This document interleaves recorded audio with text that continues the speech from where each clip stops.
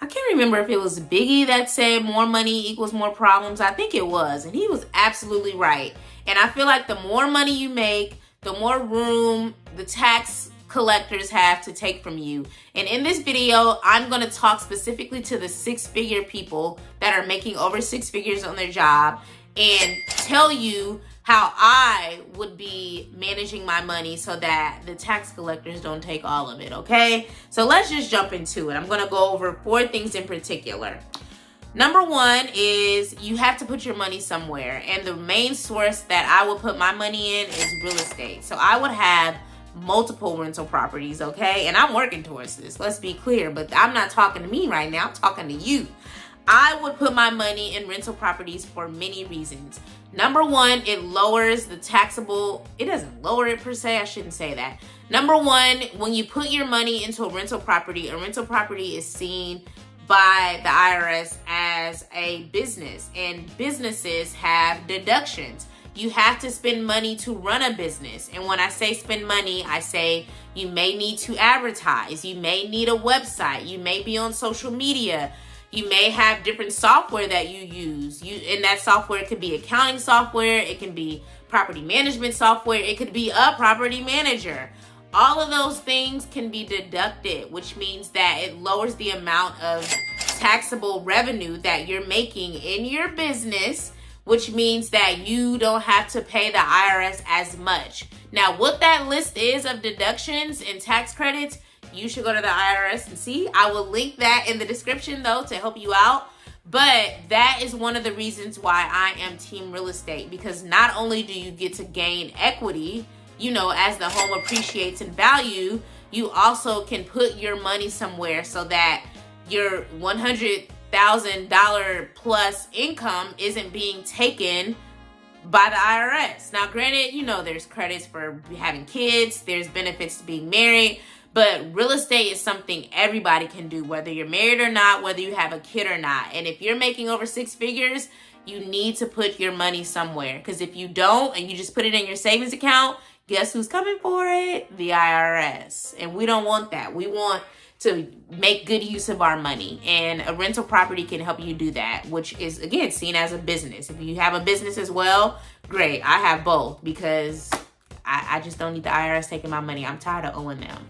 Number 2 is starting a business. So we've talked about this before, and I know that, you know, it takes a lot to run a business. I get it. I have a business.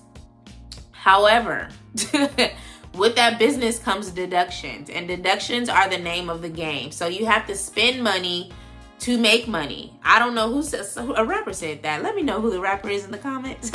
But if you spend the money that you're making, that is seen as more favorable. Now, don't be spending it on dumb stuff. Like, it needs to be a business related deduction. And some of those things could be, again, website hosting fees. It can be an email service provider. It can be hiring a social media manager. It can be, there's a long list. And again, look at the link in the description where I talk about what some of those deductions are per the IRS. But yeah, I would start a business. And even if it's something as simple as, I know the girls are into drop shipping. I don't even know what that is.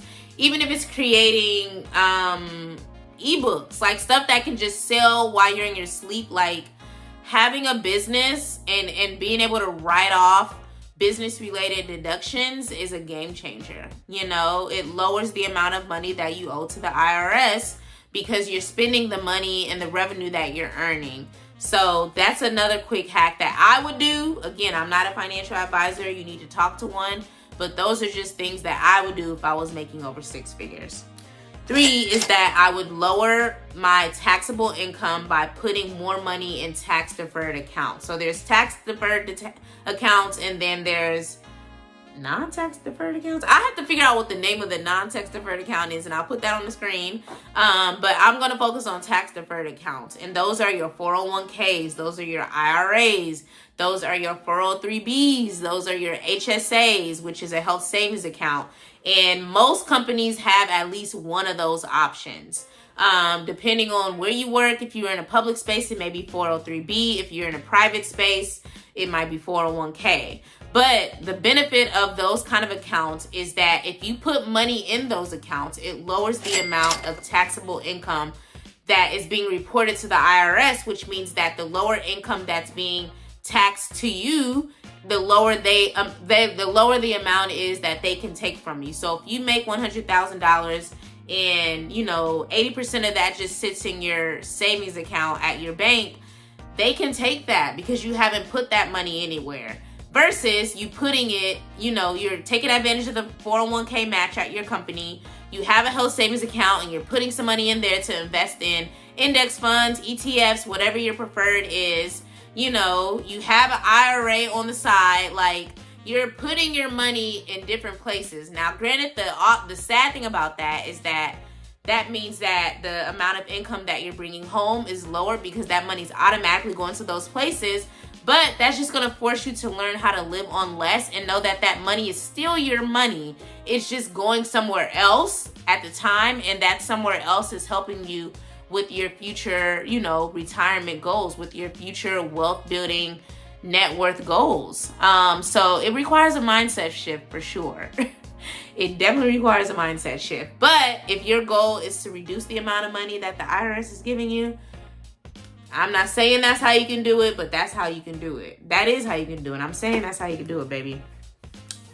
4 is to hire a financial planner. So I have these accounts. I have a 401k and I'm getting the match at my company. I also have a HSA, a health savings account that's funded through my company. I put money in there and I invested in index funds and ETFs.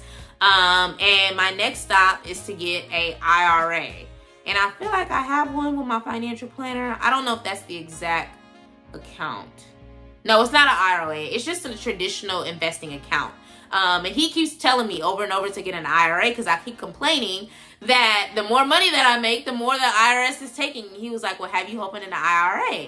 And that is an individual retirement account. And it's a tax-deferred account. So having a financial planner helps you to understand like how you can take advantage of your finances and where you should be putting your money from someone who literally studies this. So I study this just for me, but he studies this like in the market, so hire a financial planner because they can connect you to accountants. They can connect you to different opportunities to maximize this income that you're making so that you're not just giving it all to the tax guys. You want to put that money somewhere, whether it's real estate, whether it's a business, whether it's these tax deferred accounts, or whether it's paying someone to tell you what to do with your money. I am a big fan of all 4. I'm doing all 4 because as I make more money, I want to make sure that I'm assigning my money a responsibility and I'm not just giving it to the tax gods all willy-nilly. Like, don't do that. So just to recap, 4 things I would do if I was making 6 figures that I urge you to do if you are making 6 figures. And that's number 1, put your money into a business. And that business can be a rental property, which is where you don't live. It's something that you're renting out, or in a business. Everything that I do directs back to real estate. Even with this business, the money that I make from this goes into real estate. 2 is to start a business, which I already just spoke to. 3 is to lower your income, your taxable income, by putting more money into tax deferred accounts such as 401ks, 403bs, IRAs, and HSAs. And then 4 is to hire a financial planner because they are the people that are actually trained to teach people like how to better manage your money and how to set yourself up for success with investments. And I'm just telling you what I would do. So please seek financial advice, which is why I made sure I added that today. So comment below if you have any questions. And please like, comment, and subscribe. Share this with a 6-figure earner that you know. And I will see you guys on the next video. Peace.